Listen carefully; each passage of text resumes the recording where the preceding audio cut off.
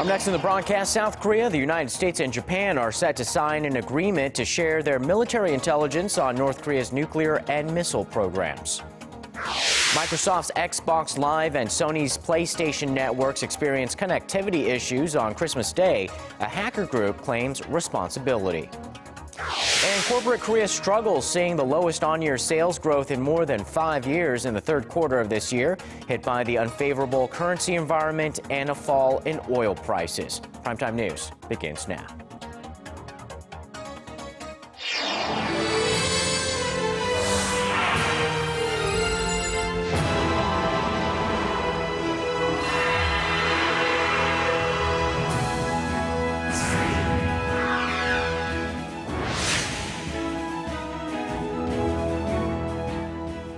Welcome to the program. You're watching Primetime News, coming to you live from Seoul. I am Kang Tae-ri. And I'm Sean Lim. Thanks so much for joining us tonight.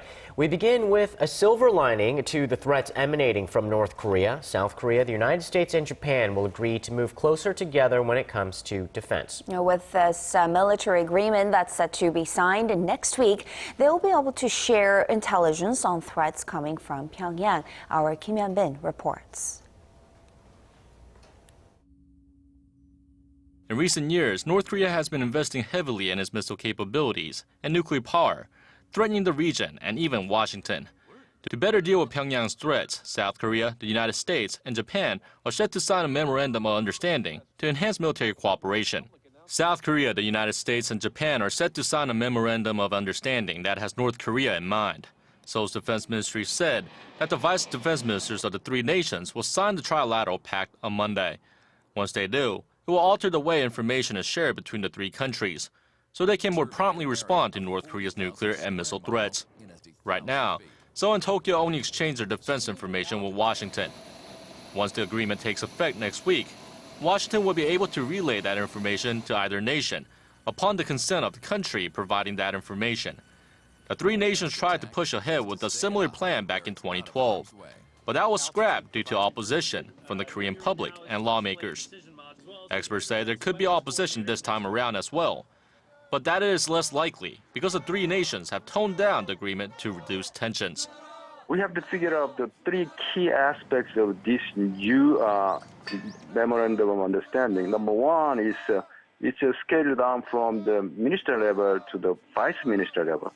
Number two is very specifically oriented specifically on North Korean nuclear and missile threats. Number three is it's not direct military intelligence pact with Japan. It's a very trilateral military intelligence sharing on North Korean threats. The three countries began discussions for an MOU on sharing military intelligence in May during Shangri-La defense ministers' talks in Singapore. Kim Hyun-bin, Arirang News. Some North Korea watchers say the North Korean regime might be ready for fresh inter-Korean dialogue. This after a former South Korean official said Pyongyang's top policymaker acknowledged South Korea's sincerity toward improving bilateral ties. Hwang Sung-hee tells us more. North Korea's official in charge of South Korean affairs says he understands President Park Geun-hye's sincerity about improving inter-Korean ties. Former Culture Minister Kim Sang-jae told the Yonhap News Agency that he passed on the South Korean leader's thoughts to Kim Young-gun when they met at the Kaesong Industrial Complex on Wednesday. In response, the North Korean official said he understands. He also showed a willingness to return to the negotiating table. He said issues like the Mount Kumgang tours, the May 24 sanctions, and reunions for war-separated families can open up small roads that lead to bigger ones, eventually leading to peaceful improvements in South-North relations. If true, it would mark a dramatic shift in Pyongyang's attitude. The regime had dismissed any improvement in relations under Seoul's current policies, which North Korea deems hostile. Some caution about the comments being blown out of proportion since they were not made in a high-level meeting. But others are paying close attention to the timing. They say it could signal Pyongyang's willingness to re-engage depending on Seoul's next moves, and add that North Korean leader Kim Jong-un could extend an olive branch to the south in his New Year's speech. Hwang Sang-hee, Arirang News. Following a recent hack attack on Sony Pictures, the word out of Capitol Hill is that more attention will be given to Washington's North Korea policy. The U.S. believes the attack was initiated by North Korea. Our Connie Kim reports on how retribution measures, including additional sanctions, are being discussed. The U.S. is expected to clamp down on North Korea in light of the recent cyber attack against Sony. Diplomatic sources in Washington told Seoul-based Yonhap News Agency that the Senate and the House of Representatives are seeking to pass a bill that will strengthen sanctions against the regime. Two separate bills that would have done that were recently scrapped as the current session of Congress expires next week. But lawmakers Ed Royce and Robert Menendez, who are behind this legislation, are expected to make a new push next year. The legislation is expected to include elements from previous set of U.S. sanctions imposed on North Korea in 2005 that limit North Korea's access to international financial institutions. The incoming chairman of U.S. Senate Committee on Foreign Relations is reportedly on board with the move. Sources say similar efforts are being made at the State Department. Officials are reportedly seeking concrete ways to follow through with President Obama's pledge for a proportional response. Obama is expected to bring up the North Korea issue in his State of the Union address, slated for January 20th. Pyongyang has emerged as a hot topic in Washington due to the international spotlight on the North's abysmal human rights record. The UN Security Council added the North Korean human rights issue to its agenda earlier this month. The U.S. Congress, for the first time, passed a bill calling for a probe into North Korea's political prison camps in December. Connie Kim, Arirang News. In a related development after the recent hack on Sony Pictures, Sony's PlayStation network was down on Christmas Day, and after 24 hours, it still experienced connectivity issues. Our Kwon So-wa has the details. Sony has received an unwanted Christmas gift. The company's PlayStation network was down. Visitors trying to get to its homepage were seeing that it's under scheduled maintenance. This follows a 6-hour outage on Christmas Eve. A hacker group called Lizard Squad has claimed responsibility for the problem but stated no motive for the alleged attack. Meanwhile, speculation is swirling that incident may be connected to the release of Sony's film The Interview. Microsoft's Xbox Live site, which has the film for sale and rent on demand, was also down on the same day. Sony and Microsoft say they're working to fix the issue, but have given no further details. Despite this, it was on with the show, with Sony Pictures' comedy about a plot to assassinate North Korean leader Kim Jong-un. The Interview was released in 320 U.S. theaters at midnight Christmas Day, selling out at many theaters, boosted by the controversy surrounding it. This is a film I probably would not have come to see. But because of the controversy, I thought I would come out tonight to stand up for freedom of speech. It's funny, but it's definitely nothing that could topple a monarchy. Due to threats from Pyongyang, the film was originally pulled from all theaters, but now it's also available on multiple online sites. Kwon So-wa, Arirang News. And here in South Korea, investigations into the recent cyber attack on Korea's state-run nuclear power plant operator are in full swing. Findings so far show the suspected hacker sent emails with hundreds of malicious codes to nuclear plant workers. The IP addresses of the emails are based in Shenyang, China, raising suspicions that North Korea might be involved in this case. The plant operator says it's requested a joint probe with China and that it will take weeks before these joint investigations actually can begin, given national security issues. Korean companies in general are trudging through tough times. Their sales as well as profitability in the third quarter dropped to levels not seen in many years. The Bank of Korea says the main culprits are the strengthening Korean won and a fall in oil prices. Kim Ji-yeon tells us more. Korean companies posted their worst quarterly performance in more than 5 years, mainly due to the strengthening of the Korean currency. The Bank of Korea says the combined sales of nearly 1,700 companies dropped by more than 3% during the July to September period from the same period last year. It was the second straight quarter of contraction. In particular, sales increases in the manufacturing sector dropped to its lowest level since 2009 in the wake of the global financial crisis. The sales performance of IT companies dropped by nearly 14% in the third quarter, the steepest drop since 2003 when the data was first compiled by the Bank of Korea. Also, combined operating profits dropped by a percentage point during the third quarter from the same period last year to 4.2%. Their profitability fell when converting their earnings into the local currency, as the Korean won strengthened 5% against the greenback in the third quarter compared to the same period last year. The poor overall performance is prompting companies to invest less. As a result, their combined debt ratio fell by more than 1.5 percentage points from the same period last year to nearly 93% in the July to September period. Kim Jeong, Arirang News. Starting next year, large companies in Korea will be pressed to start spending their large cash reserves if 80% of their after-tax income is not spent on either paying employees, shareholders, or making investments. They will face an additional tax. Hwang Jie reports. The Korean government has finalized its tax scheme to encourage conglomerates to play a greater role in bolstering domestic demand.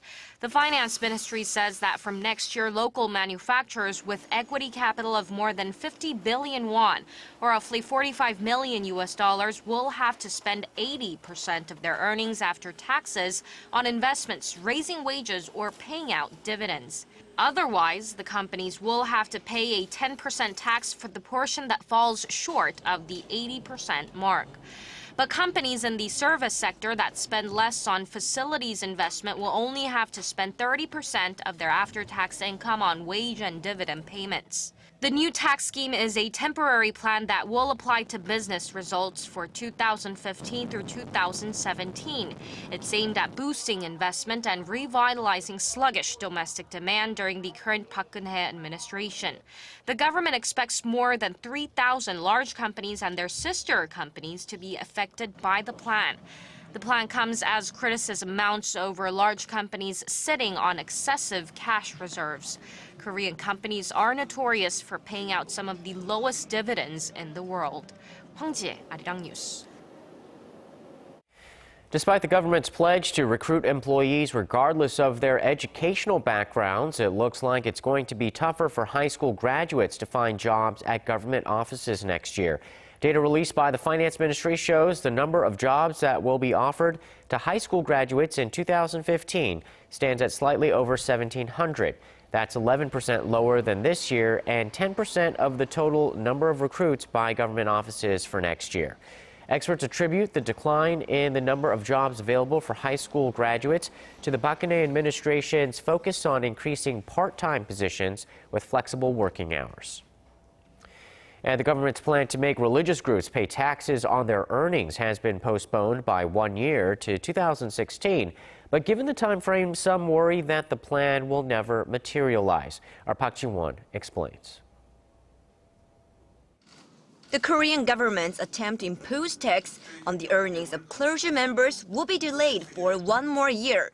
The government was originally scheduled to start levying taxes on the nation's clergy members, like priests and monks, from the start of next year, which is less than a week away.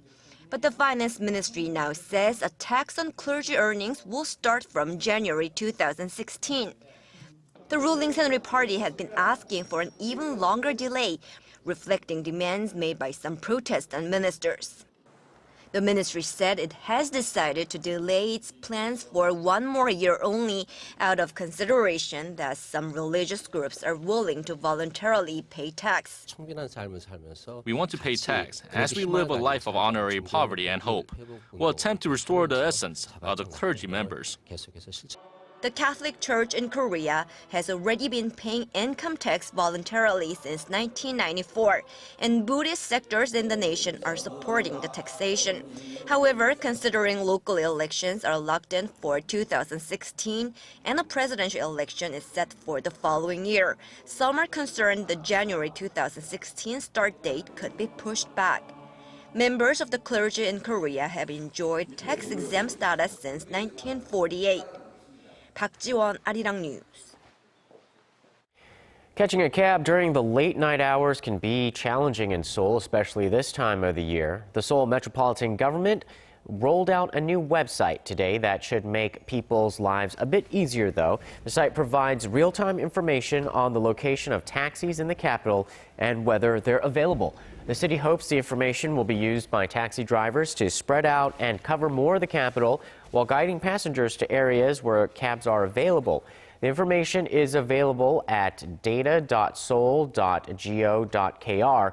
There's also a smartphone app provided by Daum Kakao that relays the same data.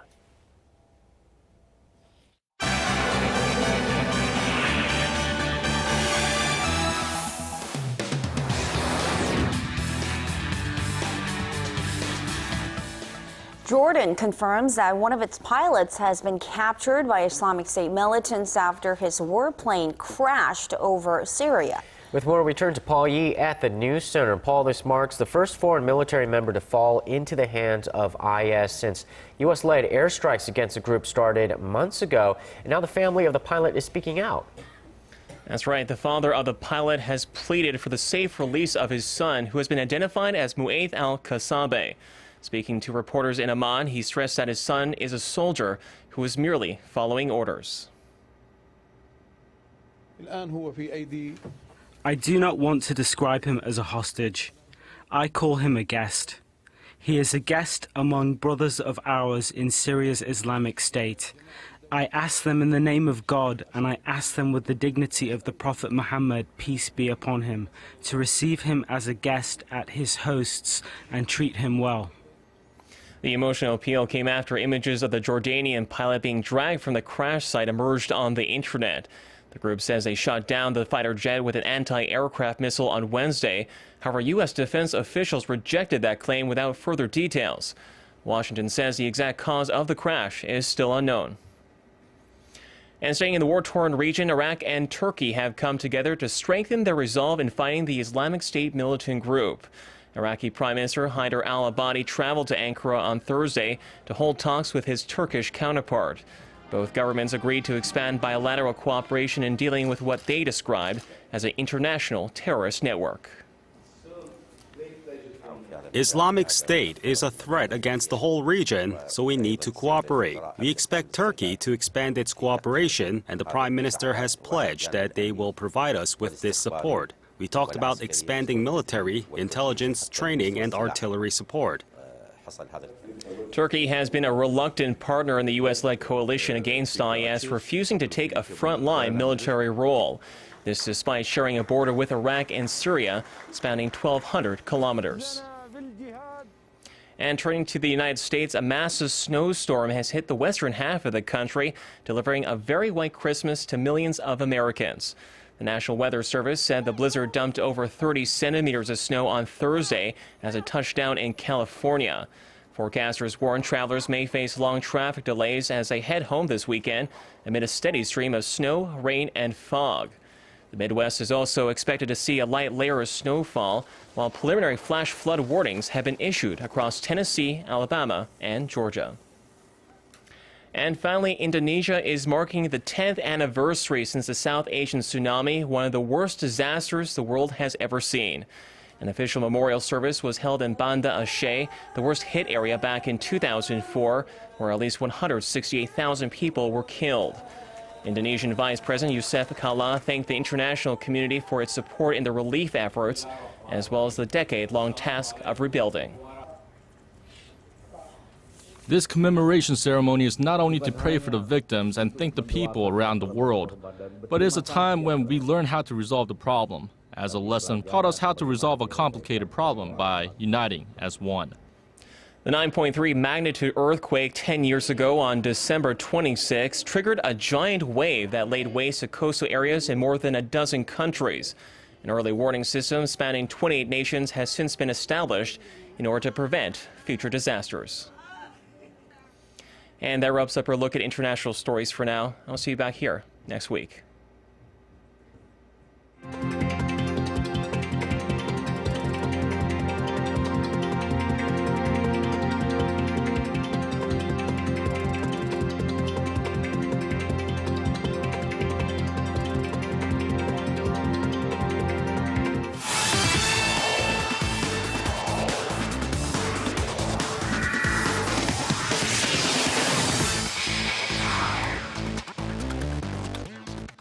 Hello and welcome. I'm Stephen Che with Friday Sports Rundown.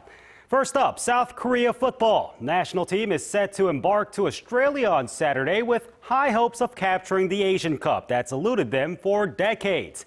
That's 5.5 decades to be exact. They won the inaugural tournament back in 1956 and followed it up in 1960, but only managed second or third a number of times since then. Manager Uli Stilica and company will fly out 2 weeks ahead of the tournament, which opens on January 9th. Put in Group A with host Australia, Kuwait, and Oman. Their first group match against Oman takes place a day after. But prior to that, they'll have a tune-up match against fellow tournament participants, Saudi Arabia, on the 4th. To more football news, Park Ji-sung retired from the beautiful game back in May, but that apparently hasn't stopped an Indonesian club from calling him back. The owner of Bali United in the Indonesia Super League, Yabes Tanuri, said he proposed Park come out of retirement in direct talks with the midfielder. Tanuri had nothing but praise for Park, adding that an invitation and face-to-face talks could soon follow. But with a bum knee that forced Captain Park to retire at age 33, it's unlikely that he'll return to the pitch professionally. Moving on to the KBL doubleheader on Friday, let's first head to the action on the hard court in Wonju. Now the Dongbu Promi blast the KCC Aegis, racking up a 17-point first quarter lead. Now KCC jumps back on track afterwards, but can't overtake the Promi and Yoon Ho-young as Dongbu wins by 26. And we fly over to Anyang. Host KGC gets the jump out to start, but KT Sonic Boom roar back to take over the second half. Charles Rhodes is effective in the paint throughout the night as KT wins convincingly. Finishing off with badminton, top Malaysian shuttler Lee Chong-wei has dropped from his top spot while serving time for a doping suspension. Lee had dominated men's singles and was ranked #1 for 27 long months. But he dropped to second and gave up the top ranking to rival China's Chen Long after being suspended indefinitely early last month for a doping violation back in August. Lee faces a suspension of up to 2 years if he's found to have committed an offense by the Badminton World Federation, which has yet to set a date for his case. And that wraps it up for sports this week. Your weather's up next. Have a great weekend and good night.